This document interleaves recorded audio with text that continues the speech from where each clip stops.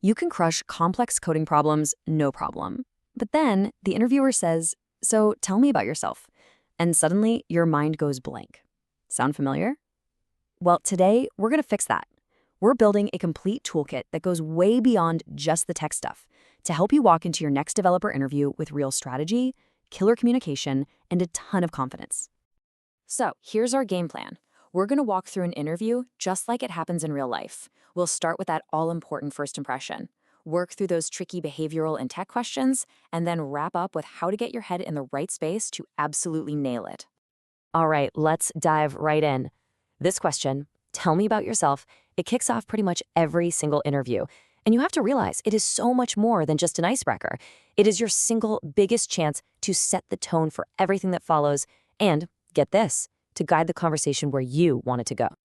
Okay, a few ground rules to avoid an instant fail. Your pitch has got to be short, natural, and confident. The key here is to be prepared, but not sound like a robot.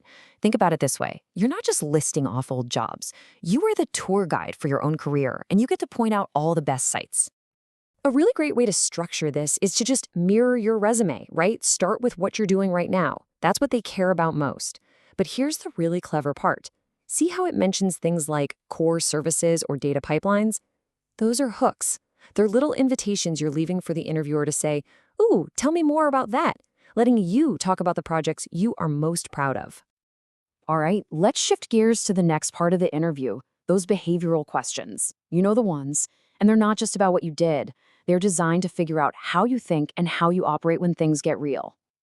So you get a question like this, and what's the biggest danger? Rambling. We've all done it. Your interviewer, they're listening for two things, structure and impact. So it's not just about what you say, it's really about how you package it. So how do you avoid that rambling trap? Well, you use a proven framework that has become the gold standard for a reason. It's called the STAR method. It literally helps you turn your answer into a short, compelling story. STAR breaks your story down into 4 simple parts. You set the scene with the situation. You state your goal with the task. Then you explain what you did, and you always want to use I statements here. That's the action. And finally, you land the punchline with the result. It creates this perfect little narrative that's super easy for them to follow. And that brings us to the most critical part of the whole STAR method, the result. You have to end with a concrete number. Numbers prove your impact. I mean, think about it. It's the difference between saying, "I made the page faster," and saying, "I reduced page load time by 40% and boosted checkouts by 5%. One's a vague claim, the other is a powerful fact. Okay, now we're getting into the real technical stuff. And in this part of the interview, being able to explain a concept clearly is honestly just as important, sometimes even more important than just knowing it.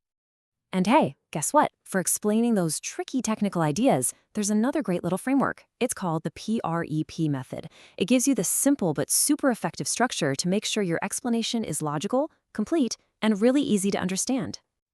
Let's walk through a quick example with a concept that can trip people up: asynchronous JavaScript. First, you start with your point. You just make a direct, confident statement, no hesitation. Then, you give the reason. You explain the why behind it. This is where you show that you don't just know the what, you actually understand the how. It shows a much deeper level of knowledge. Next up, the example. This is what makes it all click for the listener. A real, concrete example takes an abstract idea and makes it totally tangible and easy to picture. And finally, you just bring it home by restating your main point. This wraps it all up neatly, reinforces your answer, and leaves zero doubt. It's just a really clean, confident way to finish. Okay, I want to take a moment to focus on some advice specifically for non-native English speakers. Look, your technical skills are amazing, so let's just make sure your communication feels just as strong. The most important thing to remember is that your goal is just to be understood. You're not trying to win a poetry contest. So focus on using simple, direct language and really nail the specific vocabulary of our profession. Practicing out loud is also a game changer.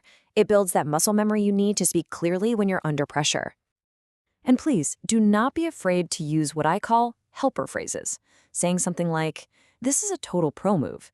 It doesn't show weakness. It shows that you're thoughtful. It buys you a few seconds to pause, take a breath, and plan out your answer using one of those awesome frameworks we just talked about. All right, let's talk about the foundation for this whole thing. Confidence. And here's the secret. Confidence isn't something you're born with. It's something you build, piece by piece, through good old-fashioned preparation. And check this out. This is so interesting. This data comes from over 20,000 mock interviews, and it shows that the most common mistakes aren't always about being wrong. They're about things like rushing, not communicating your thought process, or being too quiet. And you know what?